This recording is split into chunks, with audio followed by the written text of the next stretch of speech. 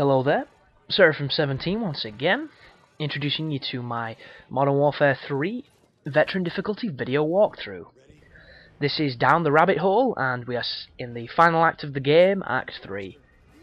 And I do believe that the other games had more acts, but for some reason this game feels slightly longer. I don't know if it's just me. If anybody feels the same, please tell me why, because it's just one of those strange things. Like when you wake up one day and you think it's a Friday and it turns out it's not. And you spend that entire day feeling like it's a Friday, but it's not, and you can't quite get your brain around it. It's probably some animal shit from our limbic system or something, no idea, but this is, for all intents and purposes, a very simple mission. It can have some challenging sections if you approach them the wrong way, but play correctly, and you shouldn't die too much. I don't think I died at all on this mission. I might have died once or twice, but on my recording run, I'd already knew what I was doing, and I knew the best positions to take on the situations, and it was pretty simple. This first area, you're looking through your night vision, so it can be a little bit frustrating, but the only real annoying factor is the tilt on the elevator that makes everything look crazy. But clean them up with your M4. You've got an ACOG again, but by this time, if you've used it enough, you're probably used to the way it fires. And just be careful when you push forward. Use as much cover as you can, there's plenty of it, and hit the deck as soon as you start taking damage. It's the safest and most intelligent way to play. And just be aware of your team on this level, because they're going to be real close to you, getting in the way frequently, and there's nothing worse. But push forward, you can take your night vision off. I don't know why I put them back on, but you hit the checkpoint there, and you can carry onwards. And this next shootout's kind of interesting, because there's a bunch of people on balconies, and they all can kind of see you. But at the same time, they're too busy shooting at your team, so you can pop them and take them out without too much of an issue.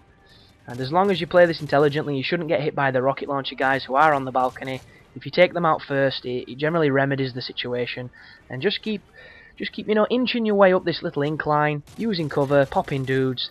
And as soon as you see an opening, once you've killed a few people, push forward to try and stop the spawns and hit another checkpoint. But be careful of that. That was explosive device. I'm not too sure if it was a rocket or a grenade, but anything that blows up hurts a lot, and you need to find the origins of them. And if you'll see, they're just up there on that catwalk, or that balcony area. So as soon as you've cleared that one out, it makes this section of the room extremely easy. And the reason why I say this mission's not too bad is because you spend half of it spamming a predator missile, and I really like the sections where you can do that. I prefer the chopper gunner ones because I find the chopper gunner more fun, but there's nothing better sometimes than just guiding a predator missile down on a bunch of dudes and getting a nice multi-kill. It just feels good. But just pick up dudes. If you see any weapons worth having, swap them out to something you're more comfortable with.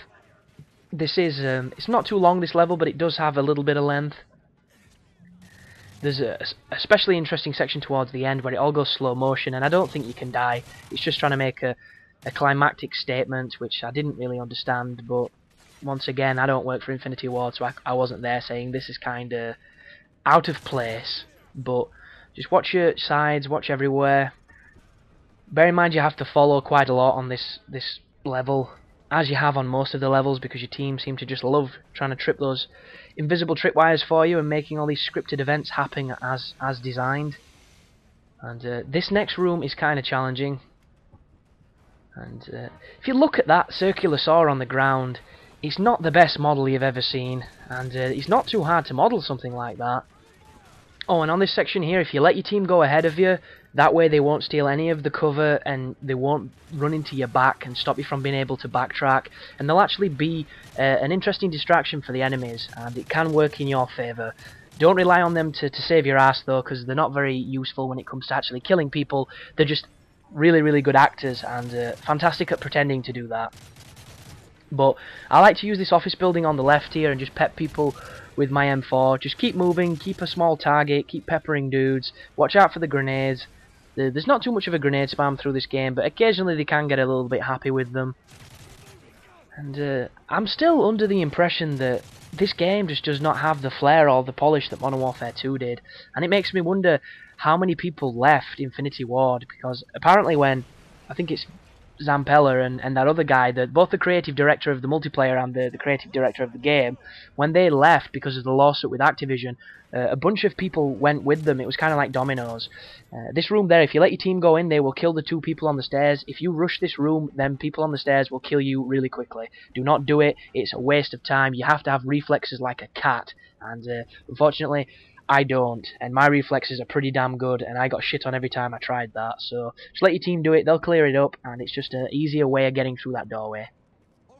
But as I was saying, it had a domino effect on the development team of Infinity Ward, and they all left, and they ended up forming a new company, a new production team, who were bought out by, I think it's EA, and they're working on, which is obviously going to be a first-person shooter that I don't really know too much about it. I don't think there's been much confirmed about it, but at the end of the day, this is bitter ex-Activision employees who made perhaps the most innovative multiplayer experience ever, in my opinion, and now moving to another rival company to make another first-person shooter. And I don't know about your guys, but the people with the most inspiration, the most willpower to change things, to innovate, to create something good, are generally the ones with a motivation behind them, are generally the ones either passionate because they've been told they can't do it and they want to prove somebody wrong, or because they're scorned. So whatever game they end up making is probably going to be the equivalent to Call of Duty 4 in 2012, 2013. It's going to completely tilt the scales once again, and I can't wait for whatever that game is, because those people make fantastic first-person shooters, and anything that is as good, if not better, than Call of Duty to rival Call of Duty is an awesome thing. Because as much as I love this series, and I'm one of its defenders, because everybody seems to be cool, and it seems to be the in thing right now to shit all over it, and it does have flaws, I'm the first to admit that, but at the same time, there's nothing that plays like these games, there's nothing that gives you that feeling, and if there can be a rival IP on the market that provides something like this, but completely different and innovative, with the same kind of movement and the same kind of emphasis on slick and easy controls, it could be massive. It could be the jump from, you know, GoldenEye to Perfect Dark. It could be, oh, so many things, just a lot of great things. And I mean the original Perfect Dark, I don't mean Perfect Dark Zero, because the jump from Perfect Dark to Perfect Dark Zero was the biggest backstep I've ever seen in history. That was like having Uncharted 3 and making Pong. That game fucking blows. But this section here is really simple. Keep spamming the Predator missile when it's back online, keep pushing forward, you will hit systematic checkpoints which will make it easier. Always stay in cover, always check around you, and don't rush up this side I go here. Don't push up towards the snowmobile, because there's a lot of guys that spawn on that little avenue there, and if you push to the left you've got more cover, and there's nowhere near as many dudes that'll catch you off guard. It's just common sense. And unfortunately I lack common sense sometimes when I get into games, because I just start going slap happy and playing like a retard, but you'll have to forgive me. So now that they're cleared up, I've moved towards this thing I told you not to move towards, but it works as well. And just keep dropping these Hellfire babies. Just keep screeching them in, killing people, and then follow the rest of your team. So I'm going to talk about some Black Ops, because there's not much strategy to this. This is easily the easiest Call of Duty ever made. And it doesn't mean it's totally easy. There are some challenging moments, and there's going to be people that struggle a lot with this game, because not everybody's at the same skill level, not everybody finds the same things easy. And it's just really difficult to talk about what I'm really doing on stuff like this, because it's very simple. I'm bouncing into cover, I'm picking my shots, I'm utilising the fact I get a lot of those Predator missiles, and I'm just working checkpoint to checkpoint on a checkpoint basis, really. This area is interesting because as you push forward there's a porta cabin in front of you, and I actually finished this video going into the bottom floor, and then on the second video I'm moving up onto the second floor, and I edited out the bit in between because there was a death, so just ignore that and go up onto the second floor because it's a much better vantage point, but I will be showing you that in the next video. So as per usual people, thanks for watching, I hope it's helping. If you're new and you like what I'm doing, please subscribe. This channel's just continue to grow and become even more beautiful than it is, and you will be a part of that, which is always a cool thing. So thanks for watching, and you take care now.